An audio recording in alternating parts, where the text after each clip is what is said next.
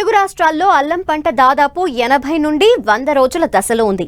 అయితే వరుసగా కురిసిన వర్షాల వల్ల చాలా ప్రాంతాల్లో ఆకుమచ్చ తెగులు, దుంపకుళ్ళు ఆశించినట్టు శాస్త్రవేత్తలు గుర్తించారు. దీని సకాలంలో గుర్తించి నివారణ చర్యలు చేపడితే మంచి దిగుబడి పొందేందుకు అవకాశం ఉంటుంది.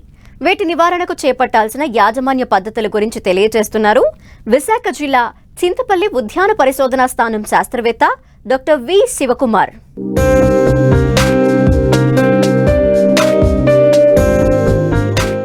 వాణిజ్య పంట అయిన అల్లంను ఈ ఖరీఫ్లో తెలుగు రాష్ట్రాల్లో అధిక విస్తీర్ణంలో సాగు చేశారు.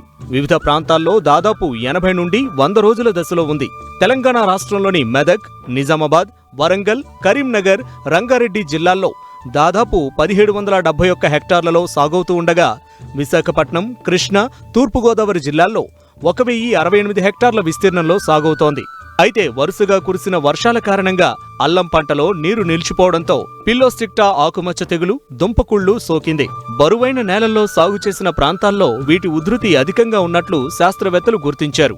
వీటి నివారణకు చేపట్టాల్సిన సస్యరక్షణ చర్యల గురించి తెలియజేస్తున్నారు విశాఖ జిల్లా చింతపల్లి ఉద్యాన పరిశోధనా స్థానం శాస్త్రవేత్త డాక్టర్ వి శివకుమార్. మనకి అల్లంలో ప్రధానంగా వచ్చే తెగుళ్ళు దుంపకుళ్ళు తెగులు, అదేవిధంగా పిల్లోస్టిక్టా ఆకుమచ్చ తెగులు అనేవి చాలా ఉధృతంగా ఉంటాయి. ప్రధానంగా ఏంటంటే దుంపకుళ్ళు తెగులు చూసుకున్నట్లయితే ఇది రావడానికి ప్రధాన కారణాలు ఏంటంటే మురుగునీరు పోకుండా నీరు నిల్చుండే పొలాలు, అదేవిధంగా అధిక వర్షపాతం ఉండి 30 డిగ్రీల కంటే ఎక్కువ ఉష్ణోగ్రత ఉన్నప్పుడు ఈ తెగులు ఉధృతి అనేది ఎక్కువగా జరుగుతుంది. అదేవిధంగా విత్తన శుద్ధి చేయనటువంటి పొలాల్లోన, అలాగే పంట మార్పిడి చేయకుండా వేసే పొలాల్లో కూడా ఈ ఉధృతి అనేది దుంపకుళ్ళు ఉధృతి అనేది ఎక్కువగా ఉంటుంది. సో దీన్ని కంట్రోల్ చేసుకోవాలంటే కంపల్సరీగా ఏంటంటే మనం విత్తన శుద్ధి అనేది జాగ్రత్తగా చేసుకోవాలి. అదేవిధంగా విత్తనాన్ని ఎన్నుకునేటప్పుడు కూడా ఈ దుంపకుళ్ళు తెగులు సోకనటువంటి విత్తనాన్ని ఎన్నుకోవాలి.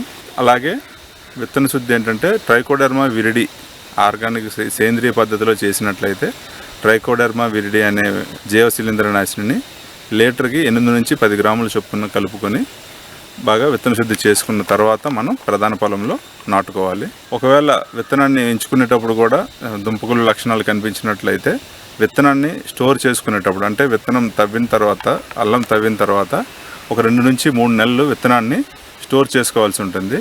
సో అప్పుడు కూడా ఏంటంటే విత్తన శుద్ధి అనేది చేసుకున్నట్లయితే మనకి ఈ స్టోరేజ్లో కూడా ఎటువంటి దుంపకుళ్ళు తెగుళ్ళు ఆశించకుండా ఉంటుంది. నాటిన తర్వాత ఒక 1 మంత్ వరకు వచ్చే తెగుళ్ళ వరకు అయితే మనం ఆపగలం.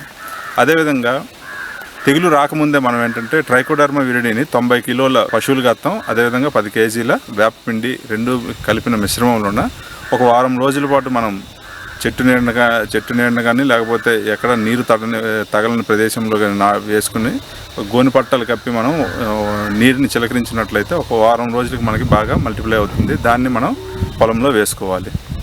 ఒకవేళ వచ్చినట్లయితే మనకి లక్షణాలు ఎలా ఉంటాయంటే మనకి తెగులు సోకినప్పుడు ఆకులు ఏంటంటే కింద వరుస నుంచి పైకి అలాగా ఆకులు పసుపుగా అయిపోవడం జరుగుతుంది.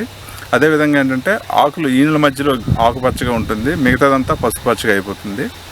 సో ఇలాంటి లక్షణాలు ఉంటాయి. అదేవిధంగా ఏంటంటే ఈ దుంపకుళ్ళు తెగులు సోకిన దుంప నుంచి మనం ఈ పిలకలు లాగినట్లయితే సులువుగా మనకి పిలకలు వచ్చేస్తాయి.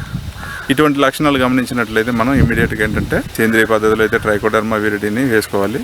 అదేవిధంగా ఏంటంటే లీటర్కి 3 గ్రాములు కాపరాక్సి క్లోరైడ్ కానీ లేదా 2 గ్రాములు రెడోమిల్ ఎంజెడ్ కానీ మనం లీటర్ నీటి కలిపిన చొప్పున కలిపి మొక్క మొదల చుట్టూ, అదేవిధంగా చుట్టూ ఉన్న మొక్కల చుట్టూ కూడా డ్రెంచింగ్ చేసుకోవాలి.